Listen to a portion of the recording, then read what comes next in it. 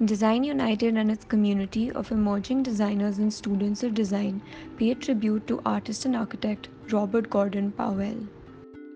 With an eye beguiled by beauty and a heart attuned to the strange and exquisite qualities of physical heritage, Robert Gordon Powell was a magician with pen, pencil, and brush. Born in Australia, Robert devoted his life to working in the Himalayan region. Apart from his great contributions to the documentation of the hills and their architecture, he himself is an architect and has a few projects in Nepal and Thailand. Born in Australia in 1948, Robert studied English literature, psychology, and architecture at the University of New South Wales. He joined architectural practices in London and completed design work for projects throughout the Middle East, including a garden for Prince Khalid of Saudi Arabia. Powell began visiting Ladakh and went on drawing houses, stupas, and landscapes until 1980. He also worked in the villages of Kailash and Swat, documenting mosques and wood carvings. Powell started his work in Nepal with the Kutumat courtyard facade, which ever since has been something like a trademark for his work. Robert Powell continued his work in Bhaktapur through 1981. He then worked on Sangkhu and Kathmandu in 1982 and after that worked on Gokarna and Panauti till 1984. He also worked as an architect designing the Machan Wildlife Resort in 1986 and the Pokhara Eye Hospital in 1987. In 1992 and 94, Powell was part of a multidisciplinary research project funded by the German Government Research Foundation, documenting the architectural heritage of Mustang.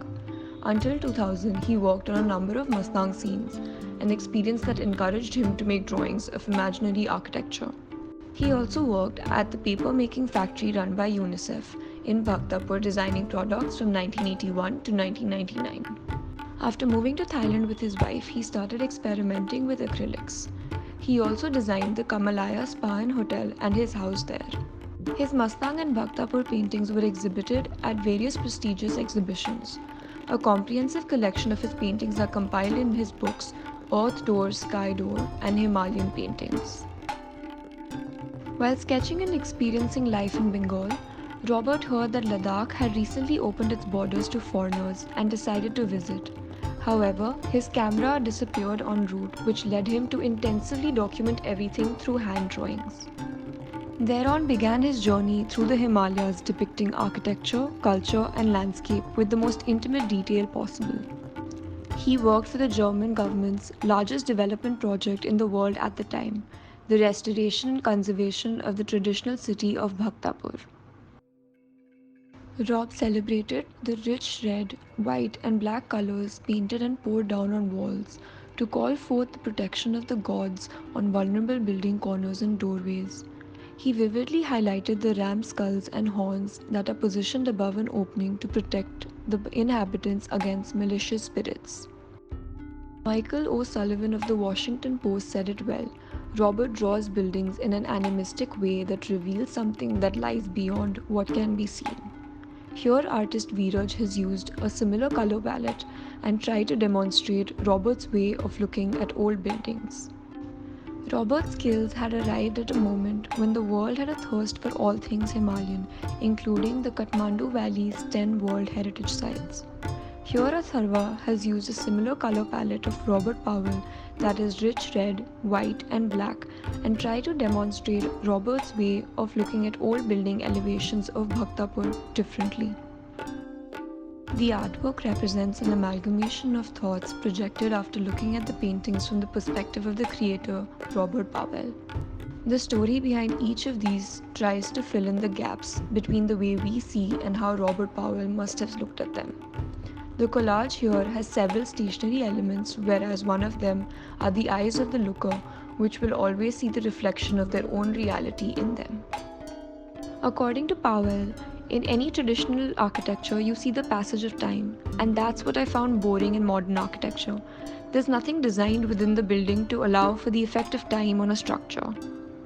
He draws structures that are full of life, and despite the absence of humans in his drawings, he captures the essence of the structure in a way that makes the human influence evident. People distract one from the basic image of the building and it becomes too easy. It becomes picturesque with some locals in a costume in front of a building type of thing. That's not what I mean to show. I illustrated Robert Powell's work of Ta Prohm in Cambodia, which highlights several massive trees that have taken root and grown in, through, and around the ruins, creating a fascinating scene of nature and ruins. Robert worked with the Nepal government's Department of Archaeology to accompany their team to Mustang. Mustang is a stretch of rugged land with the unique feature that it provides a passage between the Tibetan Plateau and the Himalayan foothills, and hence to the tropical plains of India. To fully understand Robert's work here, one must visit the luminous mineral-laden mountainscape. When Rob goes for fieldwork, he seeks out his vision in the surrounding reality. He looks for signs of a culture that talks of ages as well as of modernity, a thread that connects the present with the past by a meaning that is not lost, or a meaning that is lost but should not be forgotten. Roberto Vitali. The Mustang series represents the Tibetan culture and vibrancy of the valley region in Nepal that Powell encountered and articulated in his work by means of color and forms. This piece tries to show some of the mystic built forms and visuals that Powell experienced while traversing through the Mustang corridor engulfed by the Himalayan ranges by juxtaposing ideas from his paintings. Due to a severe lung infection, Robert had to move to Thailand with his wife. He then discovered his interest for a new medium and moved into acrylics to capture the brilliant evanescent skies, the water around them, and to explore singularly potent spiritual symbols. In some cases, I'm led to think that his documentary paintings are imaginary, while those that are imaginary seem documentary. Roberto Vitali. In Memoriam, Robert Powell.